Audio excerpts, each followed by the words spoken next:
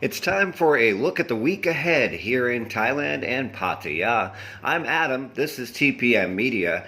First, the video footage that you're watching was taken by our team this morning in and around the Bali High Pier and Golarn area and shows domestic tourists in and around the area heading to the local islands. What we wanted to start out with on this video is to discuss a little bit about the One SOP, One System plan that Thailand is proposing to use to reopen certain provinces. Now, we've done previous videos on this. If you're watching on YouTube, you can easily go back and find it in our playlist from last week. However, the One SOP, One process is just a proposal. We're not going to go in depth into the proposal as we've done that in other videos, but it's only a proposal. It's not a set plan. That's why many people comment online that they've seen statements from some media and even from the Thai government and tourism authority that Thailand is reopening in October. Pattaya is back, baby, in October. And that's not really true. It's proposed to reopen, but it needs many levels of approval. So first, where does that stand? Well, they were supposed to have meetings on Friday, and they held some informal meetings. They, being the Tourism Authority of Thailand, the Public Health Ministry, and the Center for COVID-19 Situation Administration, as well as a similar economic administration. They're going to have a formal meeting next week, set for likely Thursday and Friday, from both a smaller or sub-panel level of the CCSA and then a larger level of the CCSA.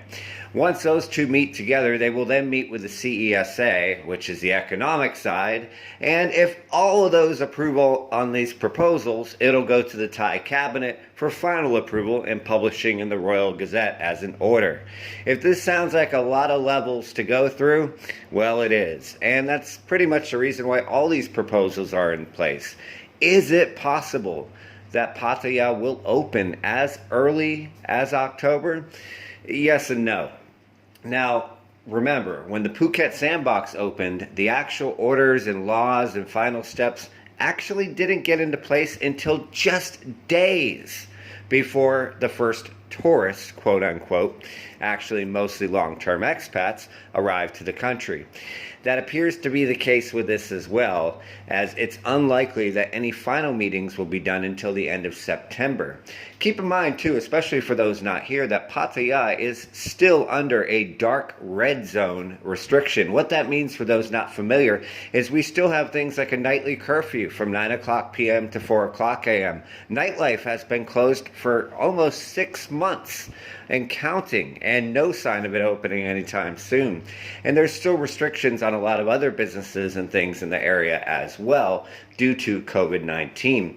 The hope is that the CCSA will loosen some of these restrictions by the end of the month when they're supposed to meet to discuss this, but there's no guarantee of that either, because unfortunately, on average, Chonburi, home of Pattaya, is still having between about 800 to close to 1,000 COVID-19 cases a day. Granted, the vast majority of those are in factories, construction sites, and industrial work camps, and not in the general population or area of Pattaya, but it's still a major concern to authorities.